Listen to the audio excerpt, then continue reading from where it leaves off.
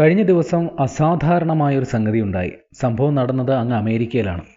പാകിസ്ഥാൻ്റെ സൈനിക മേധാവി ഫീൽഡ് മാർഷൽ എന്ന് വേണമെങ്കിൽ പറയുകയും ചെയ്യാം, അസീം മുനീർ പാകിസ്ഥാനിൽ 2 മാസത്തിനിടെ രണ്ടാമത് തവണ സന്ദർശനത്തിന് പോയി.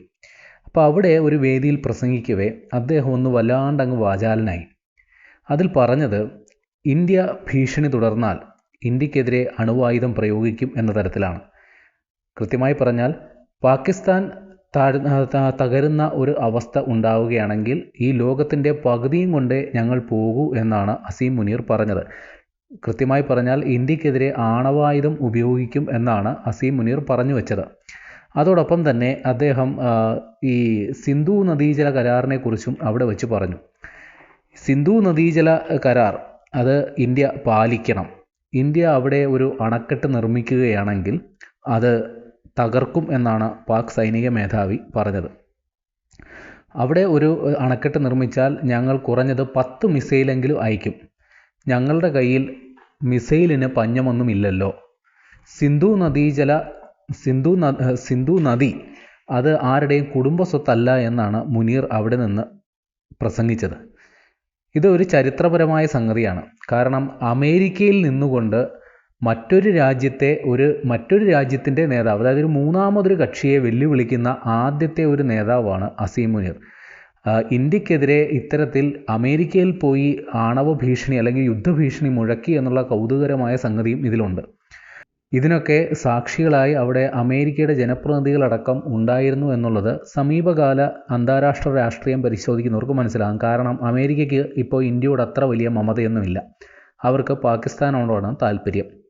അപ്പോൾ ഇവിടെ ഇക്കാര്യത്തിൽ ഇന്ത്യയുടെ പ്രതികരണം അതിശക്തമായി ഇപ്പോൾ പറഞ്ഞിരിക്കുകയാണ്. നമ്മുടെ വിദേശകാര്യ മന്ത്രാലയ വക്താവ് രൺധീർ ജയ്സ്വാൾ ഈ ആഴ്ചയിൽ വിദേശകാര്യ മന്ത്രാലയം ഇത്തരം വാർത്താ സമ്മേളനങ്ങൾ നടത്തി ഇത്തരം ഓരോ നിലപാടുകൾ പറയാറുണ്ട്. അപ്പോൾ പാകിസ്ഥാനുള്ള മറുപടി ആ കൂട്ടത്തിൽ പറഞ്ഞിരിക്കുകയാണ്. ഇത്തരത്തിൽ അതിസാഹസത്തിന് മുതിർന്നാൽ, വായാടിത്തം കാട്ടിയാൽ വേദനിപ്പിക്കുന്ന തരത്തിലുള്ള പ്രത്യാഘാതമുണ്ടാകും. അതെന്താണെന്ന് നിങ്ങൾക്ക് മുന്നനുഭവമുണ്ടല്ലോ എന്നാണ് രൺധീർ ജയ്സ്വാൾ പറഞ്ഞു വെക്കുന്നത്. കൃത്യമായി അദ്ദേഹം ഓപ്പറേഷൻ സിന്ദൂറിനെ കുറിച്ച് പറയാതെ സൂചിപ്പിക്കുകയാണ്. ഇമ്മാതിരി വിളച്ചിൽ കാണിച്ചാൽ നല്ല പണി തിരിച്ചു തരും എന്നുള്ളതാണ് അദ്ദേഹം പറഞ്ഞിരിക്കുന്നത്. അതേപോലെ അദ്ദേഹം പറയുകയാണ്, ഇത് പാകിസ്ഥാൻ്റെ സ്വന്തം പരാജയം മറച്ചുവെക്കാൻ പാകിസ്ഥാൻ ഇന്ത്യ വിരുദ്ധ പ്രസ്താവനകൾ ഇങ്ങനെ നിരന്തരം നടത്തിക്കൊണ്ടിരിക്കുകയാണ് എന്നുള്ളതാണ് അദ്ദേഹം പറഞ്ഞത്. അപ്പോൾ നമ്മൾ കരുതും ഈ അസീം മുനീർ മാത്രമാണ്, അദ്ദേഹം ഈ തുടർച്ചയായി 2 തവണ മാത്രം അമേരിക്കയിൽ ചെന്നതുകൊണ്ട് അതിൻ്റെ ഒരു ആന്തോളനത്തിൽ നിരന്നങ്ങ് തള്ളിയതാണ് എന്ന് നമ്മൾ കരുതിയെങ്കിൽ അങ്ങനെയല്ല. പാകിസ്ഥാൻ കരുതിക്കൂട്ടി തന്നെയാണ്. അവരുടെ മുൻ വിദേശകാര്യ മന്ത്രി ബിലാവൽ ഭൂട്ടോ, ഇപ്പോൾ ഭരണകക്ഷിയുടെ സഖ്യകക്ഷി കൂടിയാണ് ബിലാവൽ ഭൂട്ടോ. ഇപ്പോൾ ബിലാവൽ ഭൂട്ടോയും കഴിഞ്ഞ ദിവസം ഇന്ത്യക്കെതിരെ യുദ്ധാഹ്വാനം നടത്തിക്കഴിഞ്ഞു. അദ്ദേഹവും ഈ സിന്ധു നദീജല കരാർ അത് പാലിക്കപ്പെടണം എന്നുള്ള വാദക്കാരനാണ്. സിന്ധു നദീജല കരാർ അതുപ്രകാരം ഇന്ത്യ വെള്ളം വിട്ട് തന്നില്ലെങ്കിൽ ഇന്ത്യക്കെതിരെ യുദ്ധം ചെയ്യേണ്ടി വരും എന്നുള്ളതാണ് ബിലാവൽ ഭൂട്ടോയുടെ പ്രസ്താവന. ഒരു യുദ്ധം ഞങ്ങൾക്ക് പുത്തിരിയൊന്നുമില്ല, പാകിസ്ഥാൻ ജനത അതിന് സന്നദ്ധമാകണം, അതിന് തയ്യാറാണ് എന്നുള്ള രീതിയിലാണ് ബിലാവൽ ഭൂട്ടോ പറഞ്ഞത്. അവിടുത്തെ പ്രധാനമന്ത്രി ഷഹബാസ് ഷെരീഫും സമാനമായ ഒരു പ്രസ്താവന കഴിഞ്ഞ ദിവസം നടത്തി. ഇന്ത്യയെ ഒരു പാഠം പഠിപ്പിക്കണം എന്നുള്ളതാണ് അദ്ദേഹത്തിൻ്റെ പ്രസ്താവന. പാകിസ്ഥാൻ്റെ സിന്ധു നദീജല കരാർ പ്രകാരം പാകിസ്ഥാന് വെള്ളം കിട്ടണം.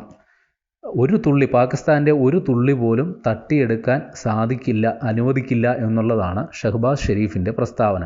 അപ്പോൾ ഈ ഓപ്പറേഷൻ സിന്ദൂർ, അതേപോലെ തന്നെ സിന്ധു നദീജല കരാർ റദ്ദാക്കിയതടക്കമുള്ള ഇന്ത്യയുടെ നടപടികൾ പാകിസ്ഥാനെ എത്രമാത്രം വേദനിപ്പിക്കുന്നുണ്ട് എന്നുള്ളതാണ് അറിയേണ്ടത്. അവിടുത്തെ ജനസംഖ്യയിൽ ഏതാണ്ട് 80-85% പേർ ഈ സിന്ധു നദി അതുമായി ബന്ധപ്പെട്ടുള്ള ജലത്തെ ആശ്രയിച്ച് കഴിയുന്നവരാണ്, കുടിവെള്ളത്തിനായിട്ടും കൃഷിക്കായിട്ടും മറ്റും. അതുമാത്രമല്ല പാകിസ്ഥാൻ്റെ പ്രധാന വൈദ്യുതി നിലയങ്ങൾ എല്ലാം തന്നെ ഈ സിന്ധു നദി അതിലെ വെള്ളത്തെ ആശ്രയിച്ചാണ്. നമ്മൾ പാകിസ്ഥാനുമായി സിന്ധു നദീജല കരാർ ഉണ്ടാക്കുമ്പോൾ അതിൻ്റെ ആമുഖമായി തന്നെ പറയുന്നുണ്ട്, ഇത് പൂർണ്ണമായും സൗഹൃദത്തെയും പരസ്പര സാഹോദര്യത്തെയും അടിസ്ഥാനമാക്കിയുള്ള കരാറാണെന്ന്. പക്ഷേ പാകിസ്ഥാൻ നിരന്തരമായി ഇന്ത്യക്കെതിരെ ഭീകരവാദ പ്രവർത്തനങ്ങൾ നടത്തുന്നു. അതുകൊണ്ട് നമ്മളൊരു നിലപാടെടുത്തു, ഇനി വെള്ളവും രക്തവും ഒരുമിച്ചൊഴുകില്ല. അത് ആ ഒരു കാരണം പറഞ്ഞുകൊണ്ടാണ് ഇന്ത്യ സിന്ധു നദീജല കരാർ റദ്ദാക്കിയത്. ഇനി ഇത് പുനഃസ്ഥാപിക്കണമെങ്കിൽ പാകിസ്ഥാൻ ഭീകരവാദത്തിനെതിരെ ഇന്ത്യക്ക് ബോധ്യമാകുന്ന തരത്തിലുള്ള നടപടിയെടുക്കണം. ഇന്ത്യ ആവശ്യപ്പെടുന്ന ഭീകരവാദികളെ പാകിസ്ഥാൻ വിട്ടു നൽകണം എന്നുള്ളതാണ് ഇന്ത്യയുടെ നിലപാട്. ഇക്കാര്യത്തിൽ പാകിസ്ഥാൻ ഒരു നിലപാട് അല്ലെങ്കിൽ ഒരു പരിപാടി ആസൂത്രണം ചെയ്ത് നടപ്പിലാക്കാത്തിടത്തോളം സിന്ധു നദീജല കരാർ പുനഃസ്ഥാപിക്കാൻ സൗകര്യമില്ല എന്നുള്ളതാണ് ഇന്ത്യയുടെ നിലപാട്.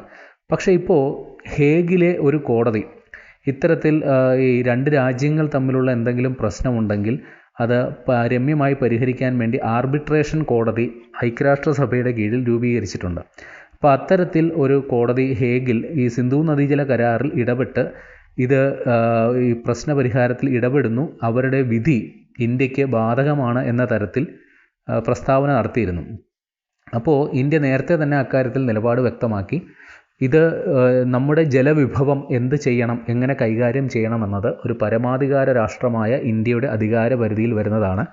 അതിൽ ഈ കോടതിക്ക് ഒന്നും ചെയ്യാനില്ല, കോടതിയുടെ പരിധിയിൽ വരുന്നതല്ല. ഈ കോടതിയുടെ ഇത്തരത്തിലുള്ള നിലപാട് അല്ലെങ്കിൽ കോടതിയുടെ പരാമർശം അല്ലെങ്കിൽ വിധി അത് ഇന്ത്യ അംഗീകരിച്ചു കൊടുക്കാൻ തയ്യാറല്ല എന്ന നിലപാട് എടുത്തു കഴിയും. ഇപ്പോൾ ആ കോടതി ഒരു വിധി പുറപ്പെടുവിച്ചിരിക്കുന്നത് പ്രകാരം പാകിസ്ഥാന് ഇന്ത്യ വെള്ളം കൊടുക്കണം എന്ന തരത്തിലാണ് ആ കോടതിയുടെ വിധി വന്നിരിക്കുന്നത്. പക്ഷേ നേരത്തെ പറഞ്ഞ നിലപാടിൽ തന്നെയാണ് ഇന്ത്യ ഇപ്പോഴും ഉള്ളത്. അത്തരത്തിൽ ഒരു ആർബിട്രേഷൻ കോടതിയുടെ നിലനിൽപ്പിനെ പോലും ഇന്ത്യ അംഗീകരിക്കുന്നില്ല. അപ്പോൾ പിന്നെ എങ്ങനെയാണ് ആ കോടതിയുടെ വിധി നമ്മൾ അംഗീകരിക്കുന്നത് എന്നുള്ളതാണ്. ഇപ്പോൾ നമ്മൾ ഈ സിന്ധു നദീജല കരാർ അത് റദ്ദാക്കി. പക്ഷേ ആ വെള്ളം നമ്മൾ രാജസ്ഥാനിലേക്ക്, അവിടെ കനാൽ നിർമ്മിച്ച് രാജസ്ഥാനിലേക്ക് എത്തി അവിടെ നിലവിൽ തരിശു കിടക്കുന്ന ഭൂമി ഫലഭൂഷ്ടമാക്കി കൃഷിയോഗ്യമാക്കാനുള്ള വിശാലമായ പദ്ധതിയാണ് നമ്മൾ ആസൂത്രണം ചെയ്യുന്നത്. അപ്പോൾ അത്തരത്തിൽ എന്ത് ചെയ്യണം, സിന്ധു നദീജല കരാർ റദ്ദാക്കി ആ വെള്ളം എന്ത് ചെയ്യണം എന്നതിന് പോലും ഇന്ത്യക്ക് കൃത്യമായ നിലപാടുണ്ട്. അപ്പോൾ പാകിസ്ഥാൻ ഓപ്പറേഷൻ സിന്ദൂറിന് ശേഷം ആ സമയത്ത് ഒന്ന് അടങ്ങിയെങ്കിലും ഇന്ത്യയുടെ കാല് പിടിച്ച് വെടിനിർത്തൽ ഉണ്ടാക്കിയെടുത്തെങ്കിലും പിന്നീട് അവർ അവരുടെ തനി സ്വരൂപം കാട്ടിക്കൊണ്ടിരിക്കുകയാണ്. പലവട്ടം പല രീതിയിൽ പല നേതാക്കളും ഒളിഞ്ഞും തെളിഞ്ഞും ഇന്ത്യക്കെതിരെ പ്രസ്താവനകൾ നടത്തുന്നു.